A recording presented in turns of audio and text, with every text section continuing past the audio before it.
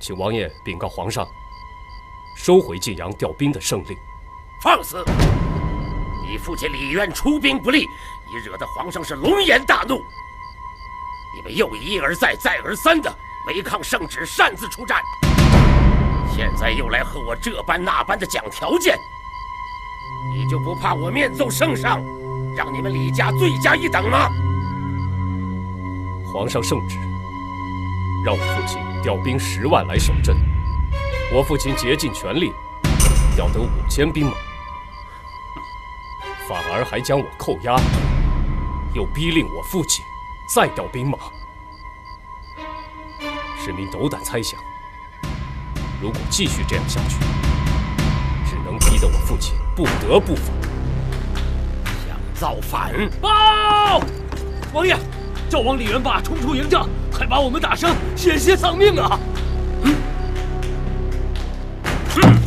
大胆李世民！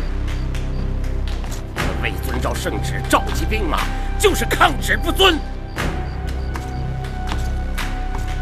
扣押你们，那也是皇上的旨意。本王奉命开押你们，未曾动你们分毫。现在你竟敢声东击西，算计起本王来了啊！还口口声声威胁朝廷，胆敢造反！你真的以为我不敢杀你吗？来人，在，把李世民推出去斩了！是。王爷，您也知道元霸的品性，如果你真的将我斩了，他也不会善罢甘休的。还请王爷三思。推出去！是。报！王爷，赵王李元霸正在外面要人，如果不放了秦王的话，他们就怎样？他们就下山助反王破阵。反了，还不快给我抓起来！只是那李元霸无人能挡啊！还请王爷息事宁人呐。我们来是为大隋尽忠来的。如果再这样继续下去，可能会适得其反，反而误了大事，得不偿失啊！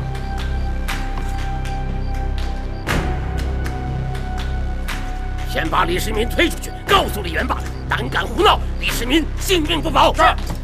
好。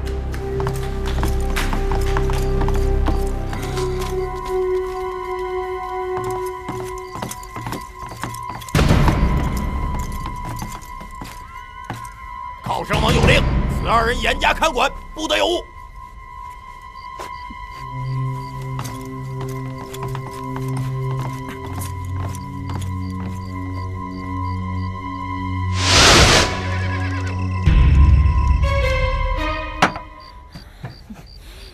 这一个个的，还称自己什么英雄好汉？要我说呀，就是缩头乌龟。老程，你说是不是？还有那个什么破阵，还要个图纸。要是让那个杨林知道了，非笑话死不可。你们这每天商量来商量去，就商量来商量去，这磨磨唧唧的，还不如我们女人呢。要是我裴翠云啊，我裴翠云，我裴翠……夫人们，我就亲自挂帅上阵，打他们个落花流水，让他们知道我们老裴家是有人的。老程家，咱们老程家也是有人的。来，老程，你说我这主意怎么样？好是好啊。你敢去吗？我裴翠云有什么不敢的？我连你程咬金都敢嫁。不过，我一个女人家要是去了，要你们这些大老爷们儿干嘛？是吧？还得你们去。那谁去呀？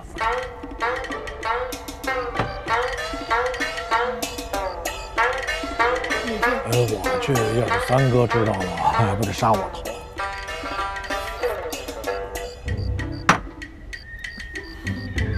李密，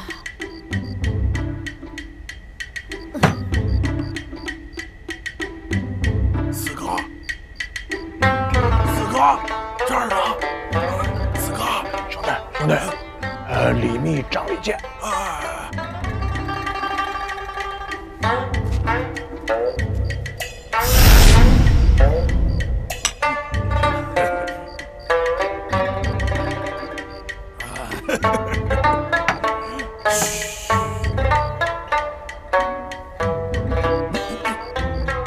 就咱俩。哎呀，真是多谢魏王哥哥抬爱。其实你知道吗？好奇我早就是心有所属了。我对魏王哥哥啊，有一句话怎么说来着？良禽择木而栖呀。哎呀，你看魏王你这面相长得，那就不是人，肯定不是人。哎，李密啊，哟，36弟在呢，喝酒啊！哎呀，啊，来，一块儿喝吧，一块儿喝。倒酒，哎，兄弟，你给兄弟我评评理。你说魏王这面相长得啊，是不是人？不是人，是神。神，来，神，咱敬下神，敬下神，敬神。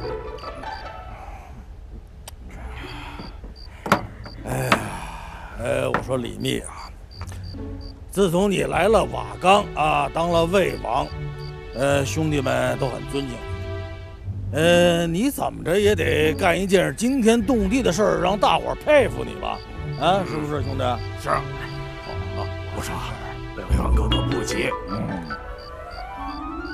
我告诉你，还有一个兄弟，你是佩服的徒弟呀。不知念叨有机会，是四哥，我望咱们一起也把酒言欢。对，知道是谁吗？罗成兄弟，我老兄弟，一句话的事儿，我让他站着，他不敢趴着，对，让他趴着，他不敢趴着，二位兄长为朕着想，朕怎会不知？只是罗将军的阵图一直未送到，相信必有他的苦衷。我们真的不适合在这个时候多催促啊！哎呀，李密呀，喝完酒，咱们去找我老兄弟去啊！不用一枪一兵的啊，这铜旗阵就是咱们的了。四哥，我跟你说，魏王他不知道你跟咱老兄弟是什么关系那就是一句话，我让他站着，他不敢趴着，对，不敢趴着，对，王兄所言甚是，只是我们秦大帅治军军法如山，我身为一国之君，岂能知法犯法？李密呀，你装什么蒜呀？我们兄弟还不知道你吗？啊，我可告诉你，你要是让人家把这铜旗阵抢了啊，别说皇上，你魏王也甭想当了。甭想当了。对，先下手为强。哟，兄弟，二哥，来，倒上酒，来，倒上酒。我的神呐，这可是好事儿啊！这可得抓紧呐！兄弟，为了神，咱们是不是敬神一杯啊？敬神一下，来，三位兄弟都是海量啊！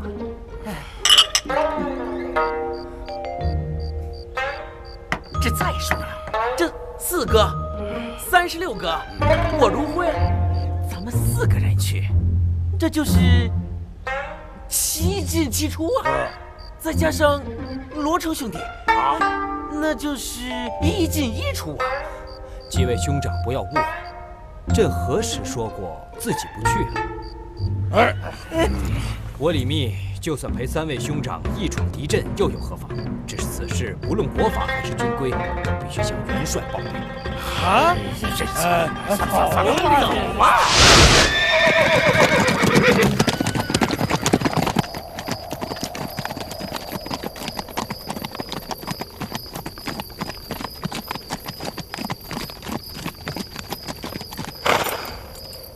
各位兄长，此处就是铜旗镇的入口，你们确定就是从此入镇吗？四哥，这是罗成兄弟守的那镇口吗？我也不知道。你不是说对罗将军镇守的营盘了如指掌吗？李密啊，我要不这么说，你能来吗？四哥，这场阵可不是闹着玩的呀，咱们可不能像无头苍蝇一样就来了。再说了，凭咱们4个人这般武艺，这也……哎，兄长，这样不妥吧？不如我们回去先探听好罗将军镇守的到底是哪一块地盘，再来也不迟。哎，李密，有我老程、36弟还有如回兄弟在，你怕什么呀？哎，对，没问题。啊，哎，魏王哥哥，你看你那不是一般人呐，不是一般人，那是神呐！嘿，神！你要怕，那老七我前面给你探路啊，探路，再探路，驾！哎，兄长，不可！走，这。报，大帅，不好了！程将军带着魏王他们趁夜往南去了。你说什么？你可看清楚了？一清二楚，确是魏王和程将军无疑。现在来吧，应该还没走远。传我令下去，带上人马，随我一同去救驾。是。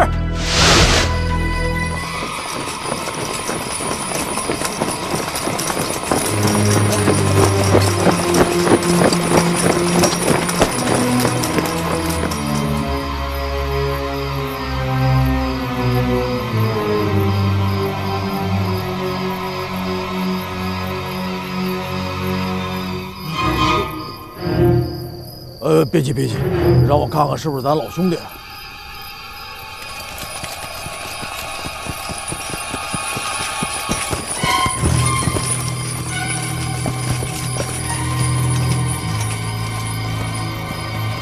哪儿来的狂徒，竟敢夜闯紫金山，偷袭铜旗镇？不可能，是上师徒。各位兄长，切莫鲁莽，我已经派人通知了秦大帅，很快他就会来接应。拿命来！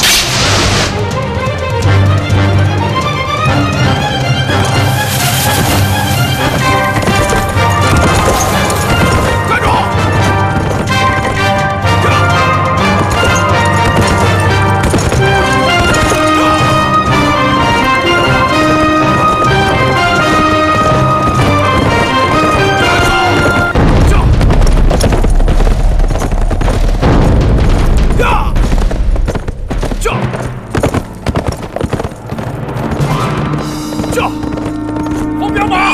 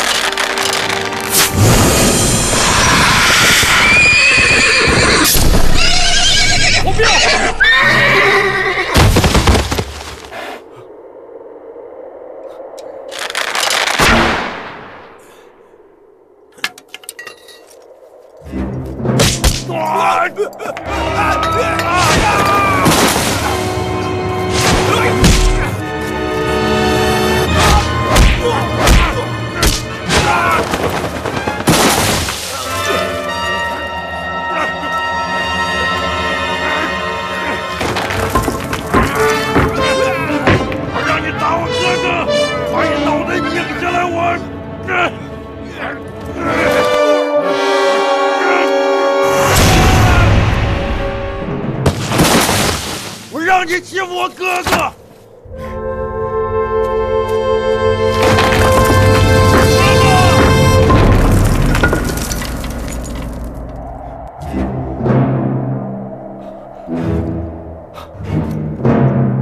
荒谬！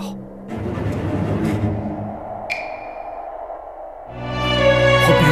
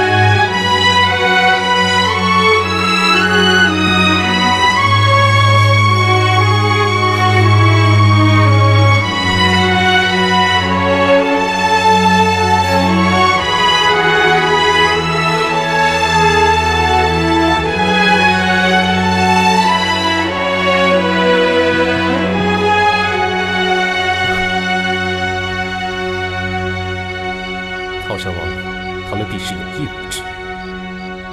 要拿到阵图，可是要费一番周折了。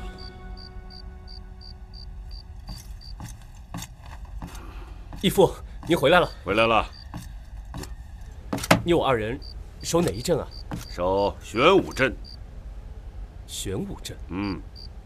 那不知义父让程二领多少兵，守哪一门？啊，玄武阵的阵图我也是刚刚拿到手，还没有仔细研读。你正好养精蓄锐，待为父仔细研读之后再做商议，安排守阵之事不迟。也好。哎呀，程二知道，最近义父甚是疲劳，不如程二打一些热水为您泡泡脚，也舒缓一下。好啊！义父，等一下。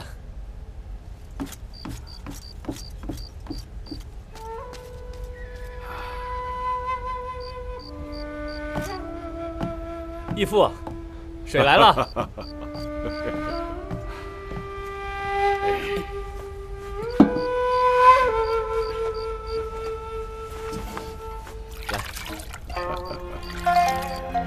想不到罗毅老儿还有这么个孝子，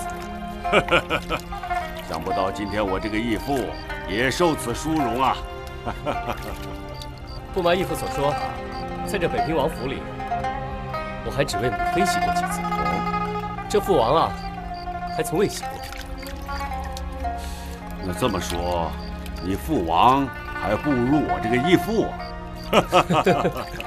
义父，你也不是不知道，我父王啊，他就是那副火爆脾气，你不知不觉就惹到他。哎，这些年要是没有母妃的照顾，不知道挨了多少次打。不过成儿知道，父王他都是为我好。哎呀，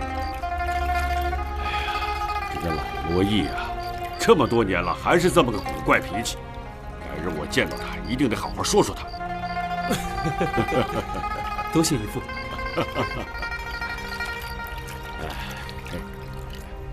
我来。来。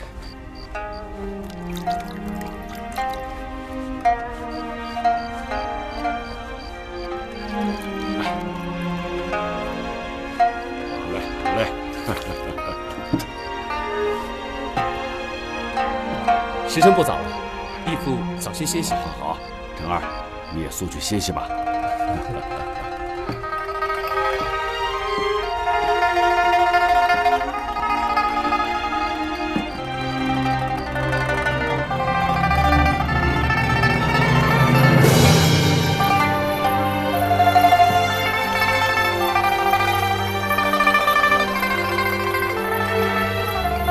若再不将阵图送出，只怕我和他们等不及了。贸然出阵，必然损失惨重。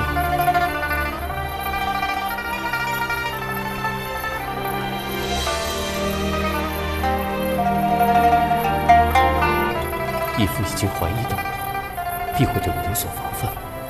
他将阵图放在案前，其实就是故意试探我。若被他抓住，恐怕也不好脱身。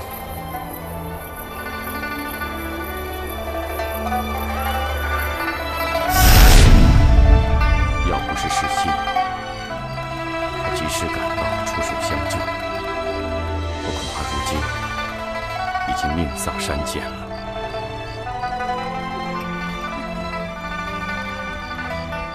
大帅，三令五申，不得擅自闯阵。可你们呢？先怂恿魏王夜探铜旗阵，陷他于危难之中，而后又害死了大帅的宝马，马死枪断。那三个人简直是罪不可恕。来人，在！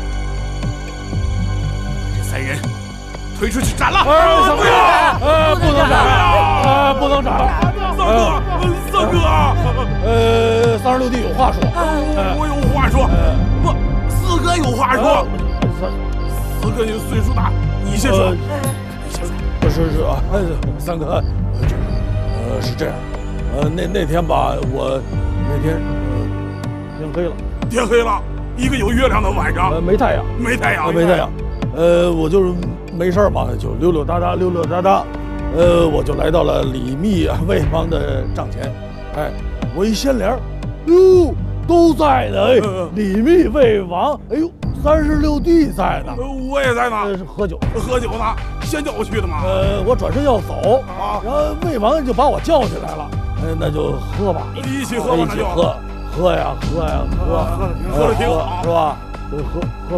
喝美了，是吧，魏王？喝美了之后呢，你跟我们哥俩说，咱们去哪儿啊？铜旗镇。我就说了，那不能去呀，是不是？我说要去吧，咱们这得把二哥叫上，对，是不是？是。哎，然后魏王说不用了，我说那三哥得跟着去呀，是吧？出谋划策呀。对呀。后来我说那都不去，我说魏王啊，咱们把老兄弟带上，这样7进7出多麻烦，咱杀这个1进1出。哎，这就是这样吧？魏王，军师啊，其实他们3个人也是一番好意，只是酒后失言。他们本意是想护送朕去见下罗将军，可是谁料到会误闯到尚师徒阵中。好在如今尚师徒已死，也算是有惊无险。可否让朕替他们3个求个情，饶他们一死？哎呀，魏王。还是魏王有情有义啊！哥哥，哎，没看错人啊，没看错人。既然魏王已经平安回来，咱们大事化小，小事化了，饶了他们算了。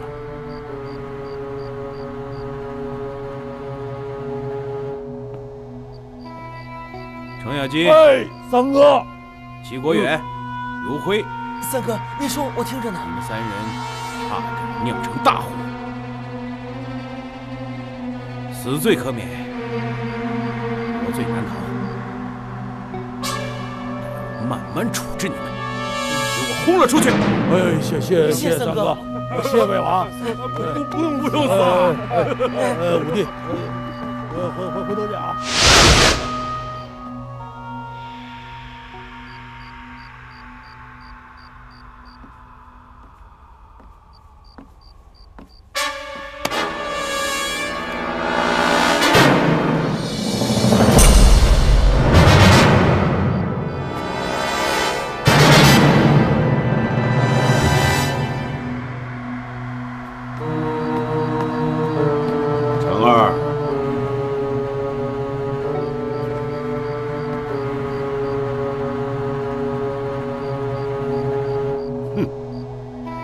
好小子！上次1字长蛇阵之时，那个程咬云，我早知道是你所败。哼，你的心思我早知道，所以没有让你当上主帅。你竟敢来盗阵图，做出如此大逆不道之事，还不把阵图交给为父？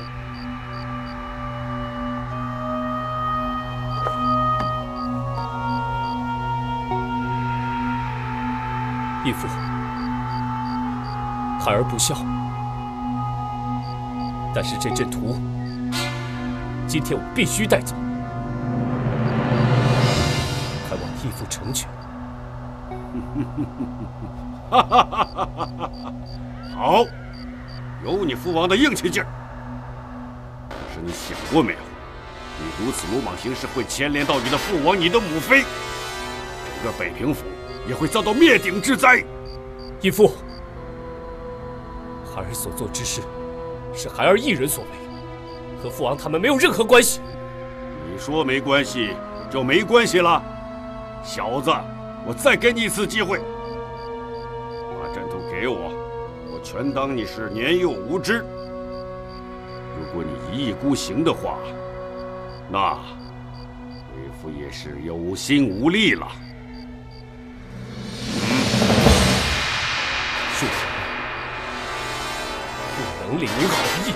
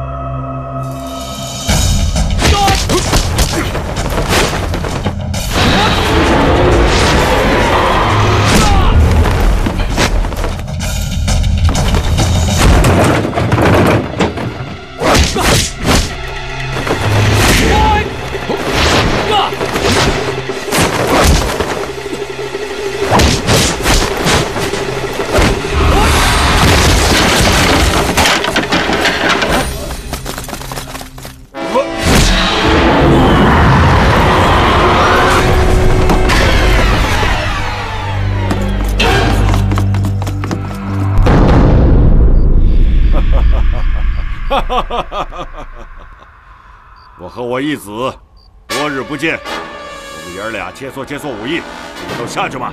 是。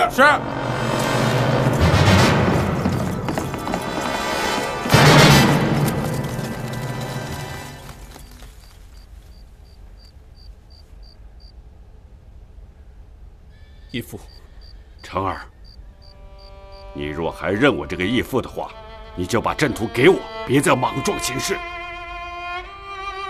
义父，听成儿一句话，现如今这天下民不聊生，百姓揭竿而起，10几路法王都已经聚集到紫金山，大隋气数已尽，这实属天意。成儿望义父不要逆天而行，背负千古的骂名，望义父三思。哼！我乃大隋臣子，必然效忠。我丁延平一世清高，岂能晚节不保，做这种投敌叛国、不忠不义的事呢？这大隋皇帝昏庸无道，义父死保他又有何用？恕成儿直言，您这是愚忠。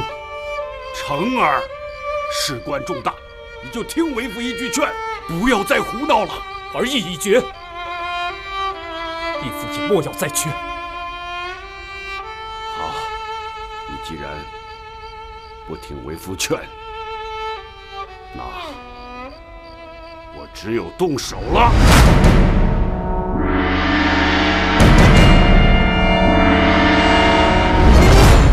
瓦岗的兄弟们都在等着我，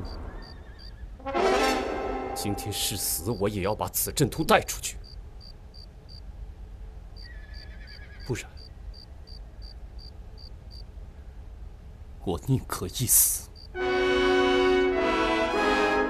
么？你难道愿意为此付出性命？我已决定了。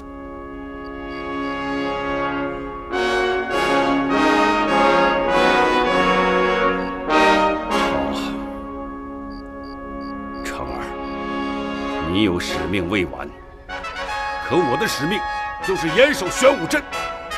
你把阵图拿走，透露给破阵之人，老夫将如何自处？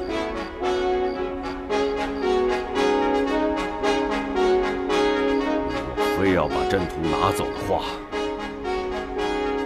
那你就杀了我。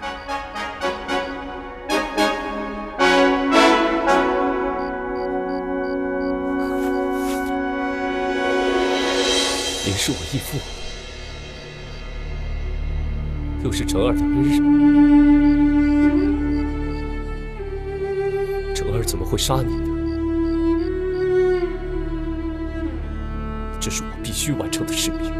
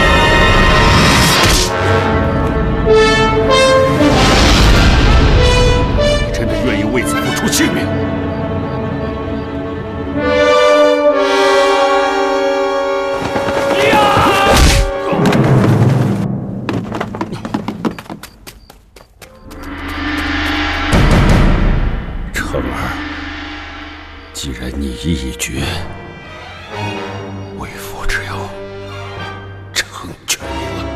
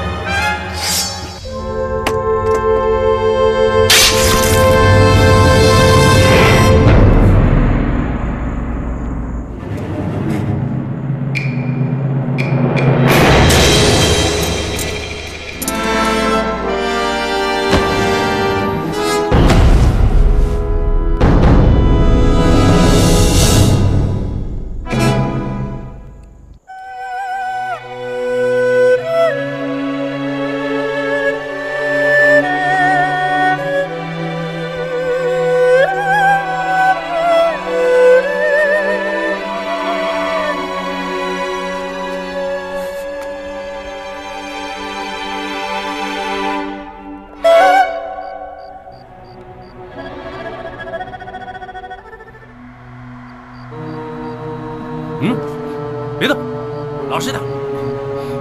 君夜，你行行好吧，我想上趟茅厕，你帮我把绳子给解了吧，行吗？谢了啊。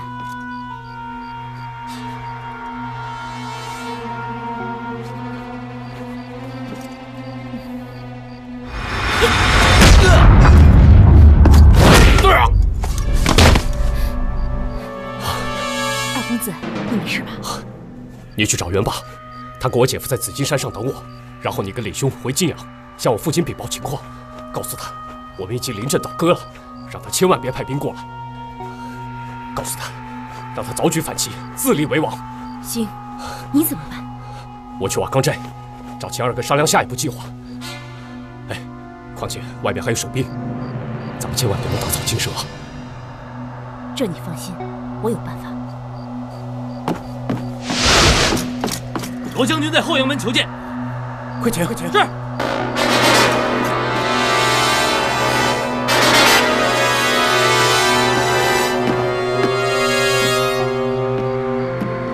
表弟，你来了。哎，对了，阵图拿到了没有？玄武镇阵图在此。这是我从义父手中抢来的。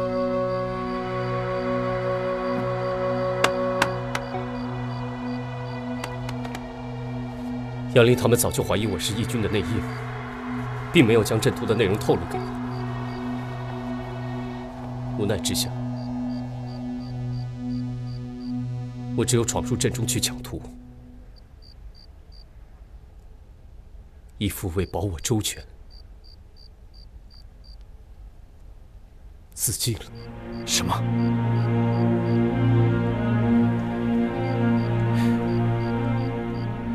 丁延平自尽？那你的身份已经暴露了。北平王他……我父王他并没有看过此图，应该暂无危险。表哥，事不宜迟，我们应该尽快攻入玄武镇，直捣镇央，摘得铜旗。不如我们明日就去破阵。不可，如若攻阵过于顺利的话，便会怀疑罗成通敌，如此追究下来，北平王难逃连累。不可。是啊，46弟给我们通风报信，可别害了他父亲。可是我等又不能绕过偏阵去直攻主阵。我们对美玉郡罗的青龙阵可是一无所知啊。现在唯一有一点把握的就是宇文成都的白虎阵。宇文成都武艺高强，此次守阵，他是志在必得。如果说我们强攻的话，怕只会损伤惨重啊！报！秦王李世民在军营门口求见。哎，不必太惊慌，各位兄弟，大战未破，隋朝未灭，我单通不计较这些旧时的仇恨。请秦王入帐。是。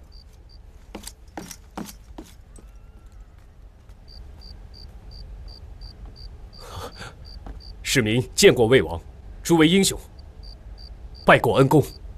哎，秦王，秦王不必多礼。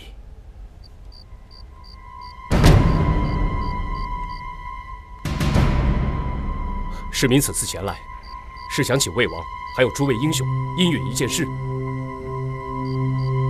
早就听闻瓦岗义军慷慨正义，昏君杨广素来与我李家不和，我父王早有反心。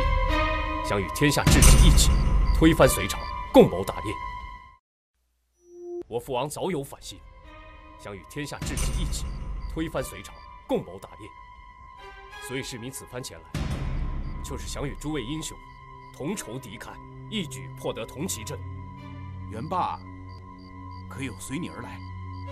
当然。真是天灭隋朝啊！秦王陛下。我们已定于明日以宇文成都驻守的白虎镇为入口，全力攻阵。市民和元霸定当竭尽全力。哎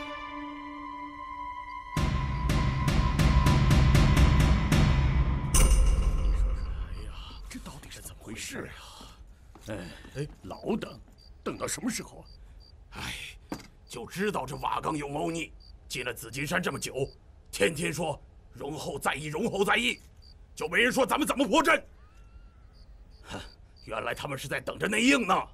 对，我看他们也没打算告诉咱们什么内情，就想趁着大伙儿不知不觉的时候抢了铜旗，好换玉玺当皇帝。他们弄他们的，那咱们也可以弄咱们自己的嘛。夏辽王不是已经打听到罗成和丁延平所守的玄武镇没有大将把守吗？那就抢在瓦岗前面，趁夜破阵，就从这玄武镇入手，拿到铜旗，灭了大隋。哎，这如此说来，这可是个千载难逢的好机会呀！就是，瓦岗中人向来仗义，怎么会做这苟且之事呢？之前他们没有告诉咱们，是怕走漏风声，让我们按兵不动，是怕我们贸然闯阵，徒增伤亡。这凤鸣王言之有理啊！咱们暂且按兵不动，等到明天，看看魏王给我们作何解释，做下一步打算也不迟嘛。啊？对，等到了明天，瓦岗他们要是还不说的话，咱们就灭了他们。等什么等？到了明天，杨离们又不知道从哪儿再弄来个高人补了空，咱们就是要趁现在打得个措手不及。对，不等了，我现在就去召集人马，全力一战。不过不愿去的也无妨。说到底，咱们都是为了反隋，不像瓦岗那样徇私妄议。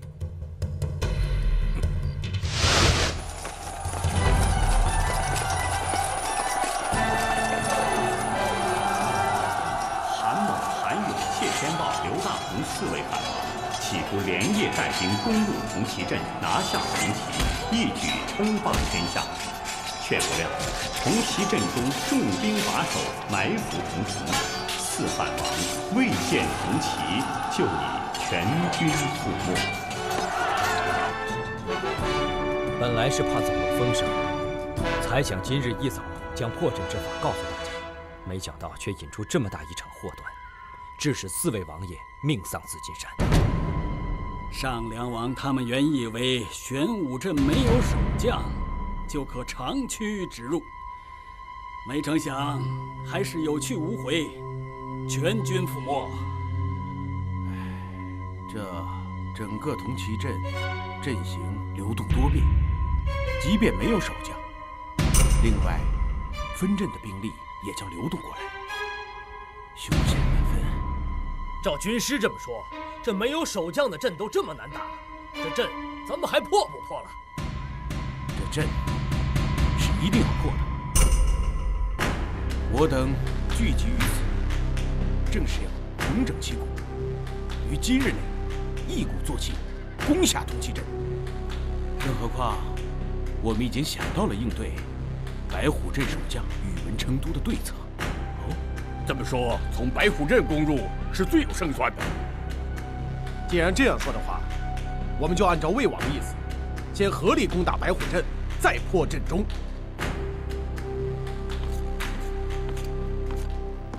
帐外义军整合完毕。好，传令下去，出征。得令。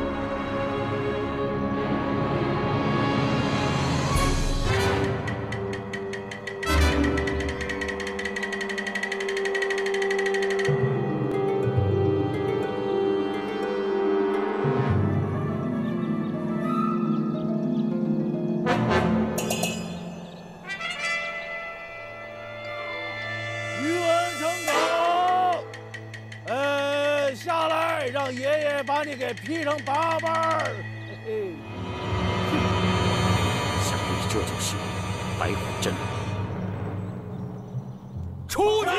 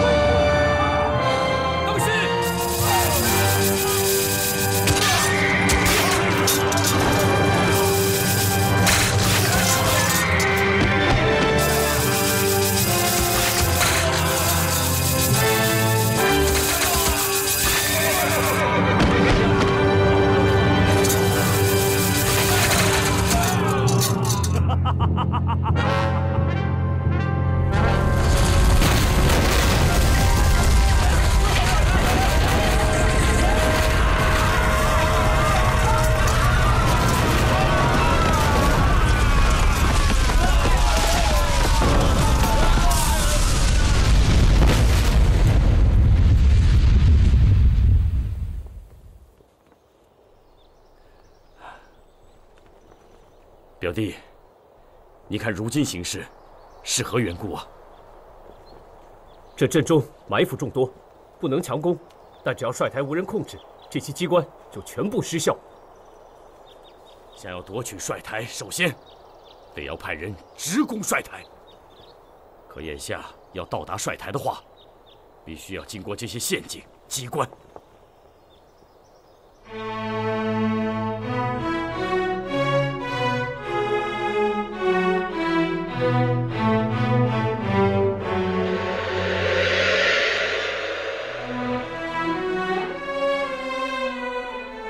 军师，有何高见呢？这八卦阵，四阵八门，看似难攻，但只要记住抢生门、攻死门、打空门，已不算难。正是，从生门进，将死门绕过，直攻空门，到达帅台。只要将宇文成都打下，便可率大军攻入。好，这样吧，我就跟表弟一同打上去。哥哥，我也想去。失信听话，在这儿和军师留在一块儿。等哥哥把他攻下来之后，你再杀过来。听话啊！哥哥，你每次都不让失信去。哼！表弟，攻阵，战！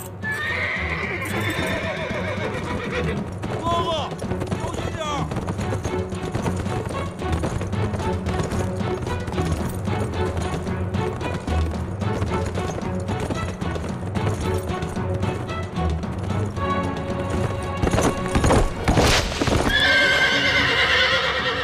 成都，大隋气数已尽，宇文家坏事做尽，天理不容。如若你今日幡然悔悟，束手就擒，我等就留你一个全尸。少废话！秦琼，今日国仇私恨一块报，今日就是你的忌日。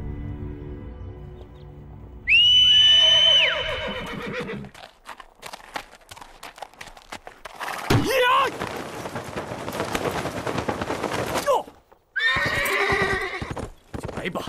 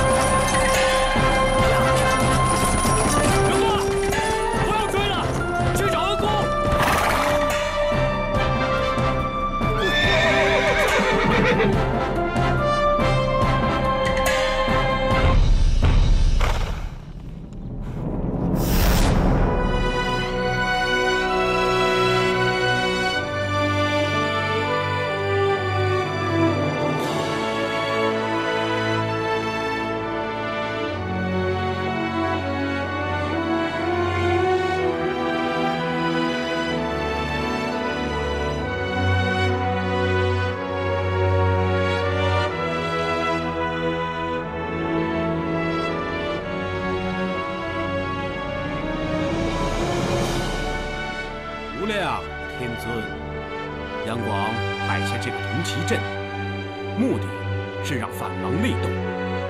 如此看来，他算是达成所愿了。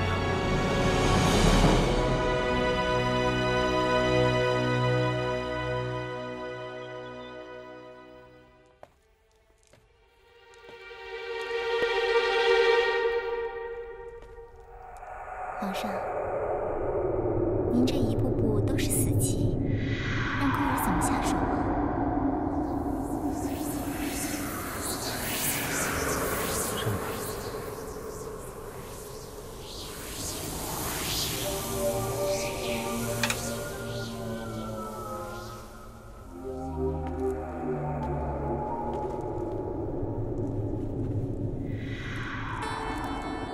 刚才这明明是一步死棋。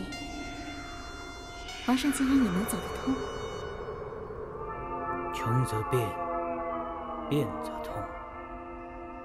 放眼全局，其无绝境。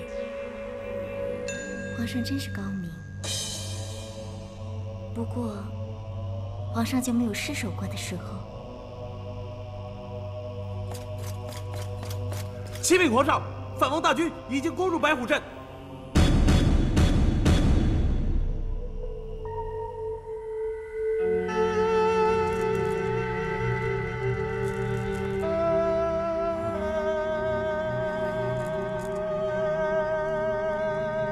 是玄武阵。回皇上，玄武、朱雀、青龙这3阵无人进攻，反王的所有兵力都集中在白虎阵上。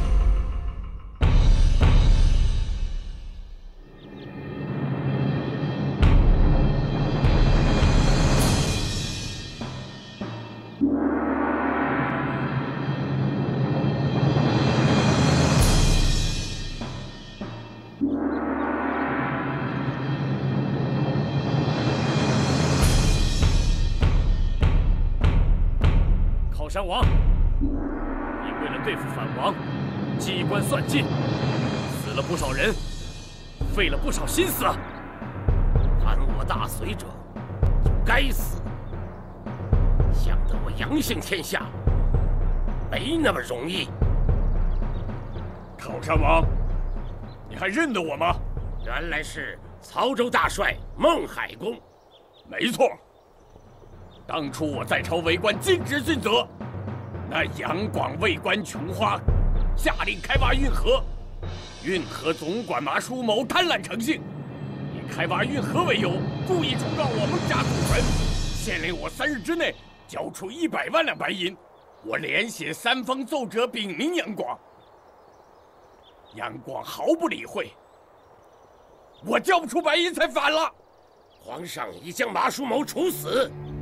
诸位，你们都是大隋的良才，此刻若幡然悔悟，我定会进言皇上招安诸位。到那时，我等重整朝纲，必定能造就一个开明盛世。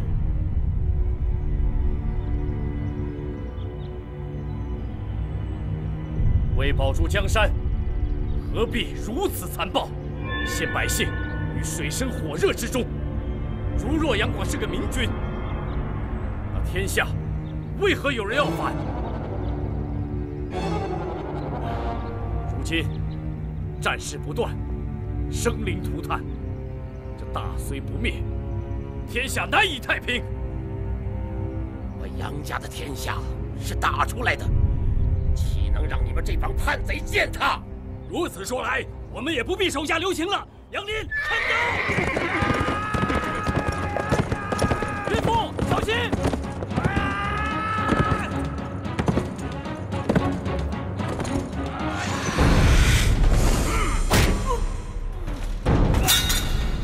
岳父！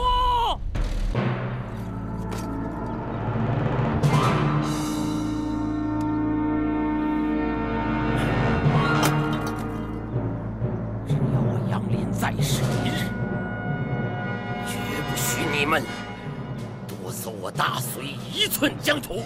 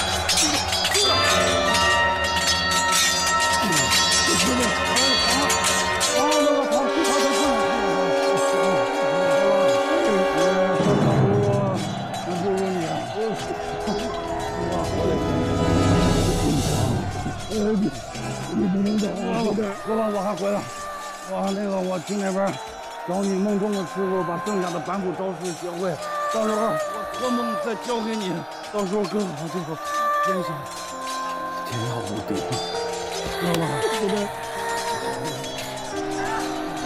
对不起，对不起。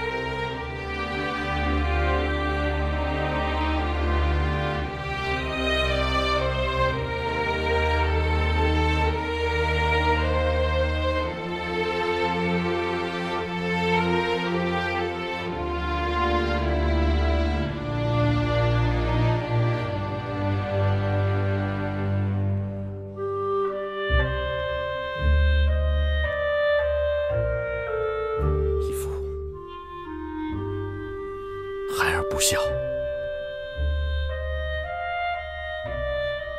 孩儿不孝。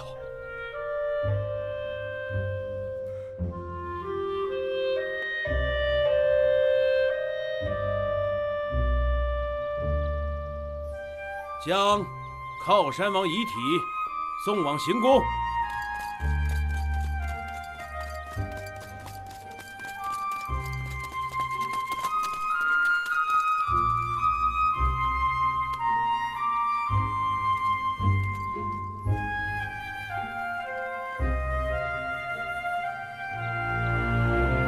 眼下之计是选取一名干将，来拿下铜旗镇。我推选秦大帅拿下铜旗，大家可有异议？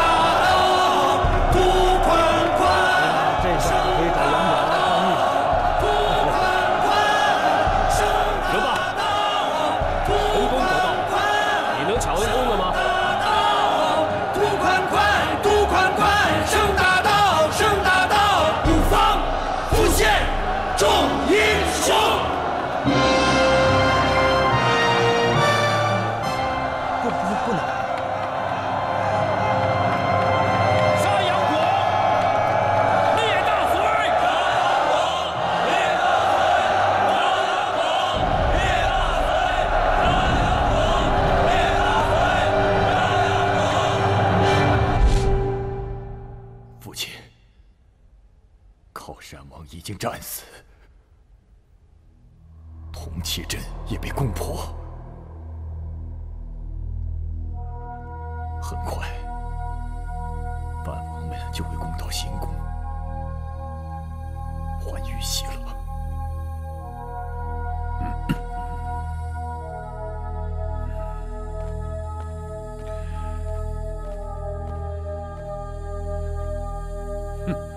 起来，起来！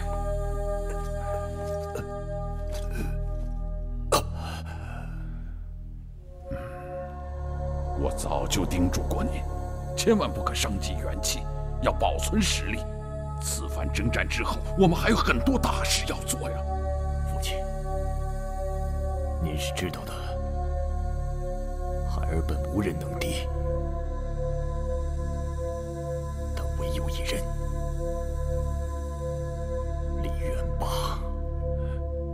他来了，李渊果然反了。我们的兵马没动吧？全部按兵不动。那好，现在我们去跟皇上禀明形势，一切伺机而动。是。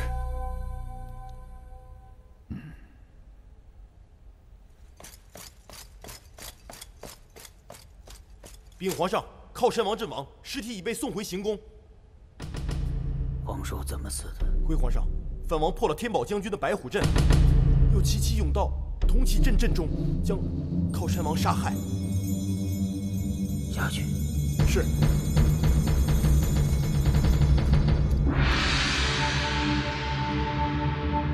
相国大人，天宝将军觐见。皇上。守正不力，铜旗阵被破，反贼已经拿到铜旗，逼近行宫了。皇上，难道真要将镶金玉玺交给他们？那我大隋岂不是？他们为何反朕？朕在少年时东征西讨，如今朕开运后新科举。长城，万国来朝。那些小国都称朕圣人可汗。这些天下的贱民为何反朕？云化戟，臣在。朕让你死，你死不死？君要臣死，臣不死，视为不忠。你爹叫你死，你死不死？父让儿亡，儿不亡，视为不孝。皇上，成都必做忠孝两全之臣。这些贱民，朕让他们活，朕给他们饭吃，他们反朕，杀，一个都不留，一个都不留。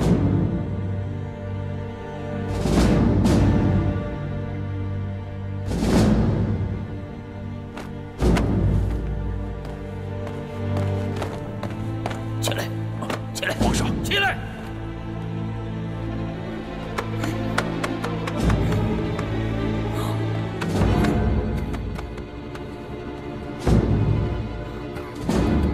将朕的玉下来，给天宝将军治伤，立刻！是。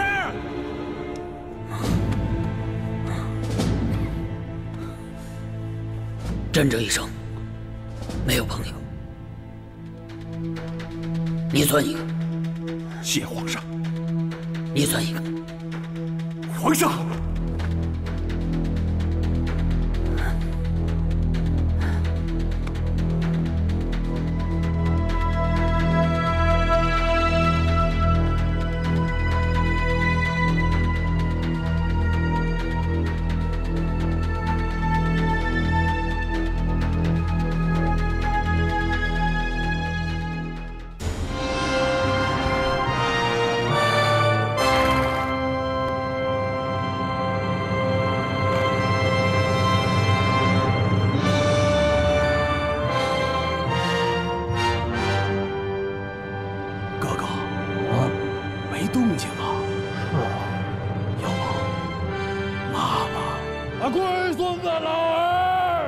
红旗我们已经拿到了。快把玉玺送出来吧！送出来！相国大人，微臣在。大势已去，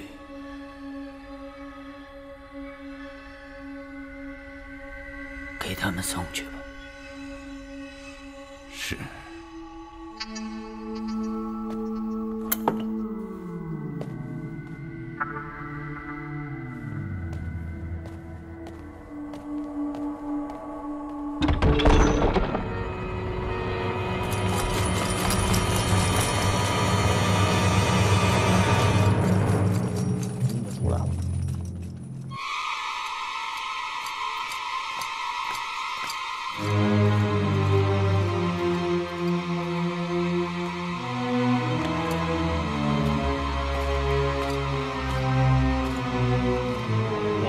传国金镶玉玺就在这里。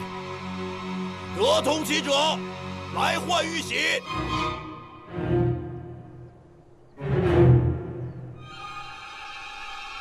爹爹，为防那老贼捣鬼，就让用儿代替爹爹取来玉玺。哎，用儿，小心啊！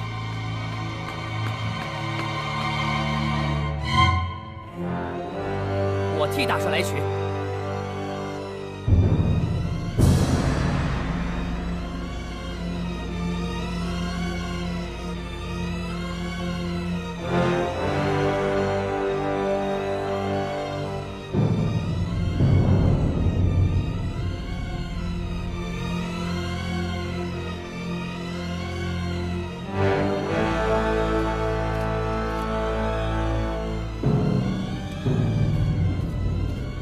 打开盒子，看看里面是不是真的玉玺。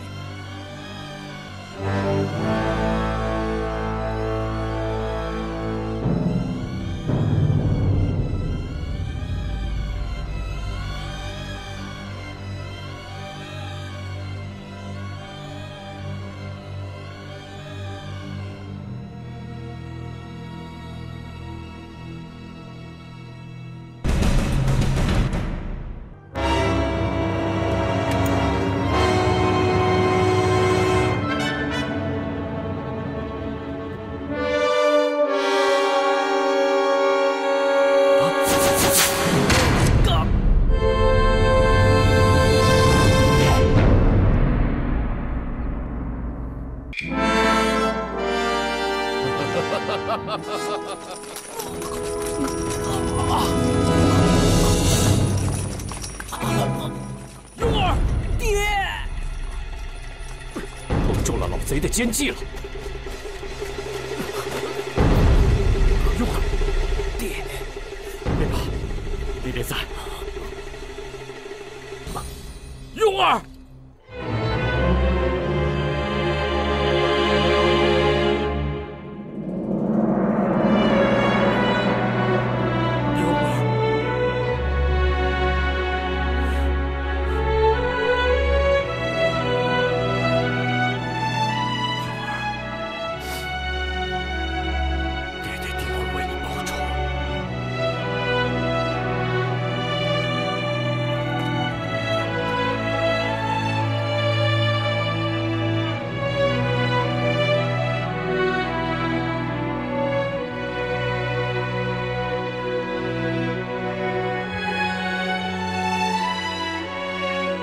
众将听令，我等即刻大进宫去，杀奸臣，诛昏君，为我死去的弟兄们报仇！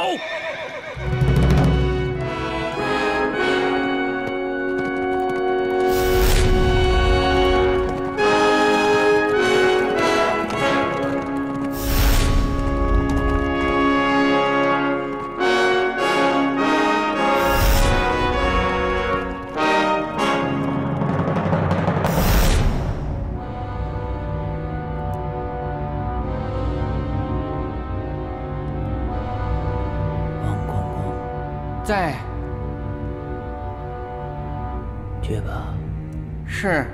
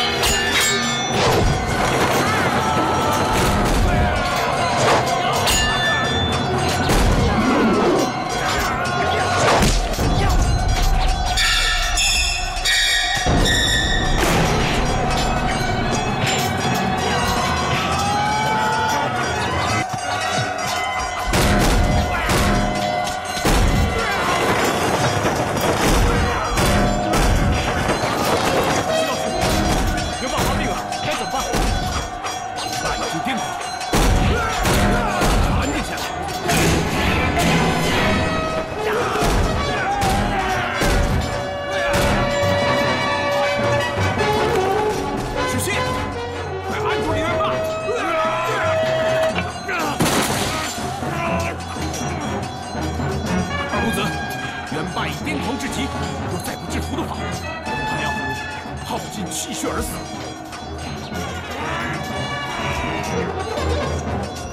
老张，快用剑热李元霸背后的气血！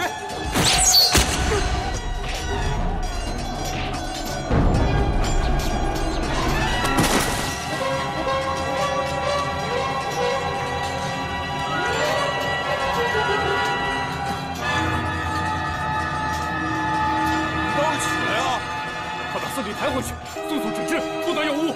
是。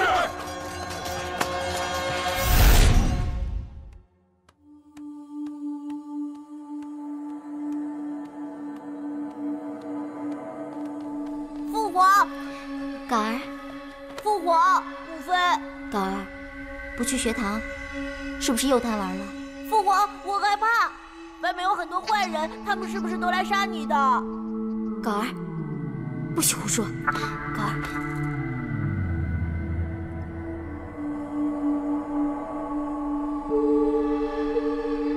没人杀得了父皇。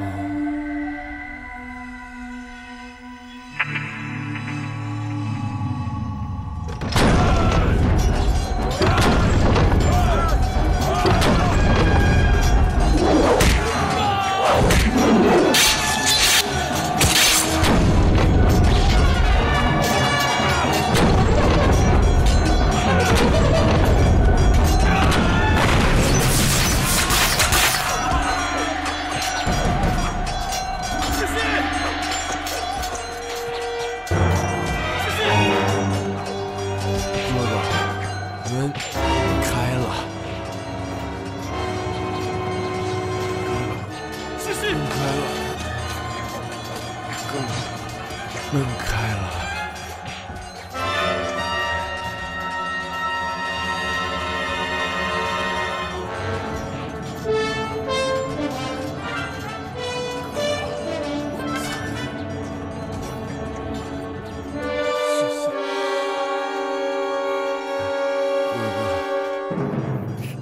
世界好困，要睡了。世信，别睡，别睡，别睡！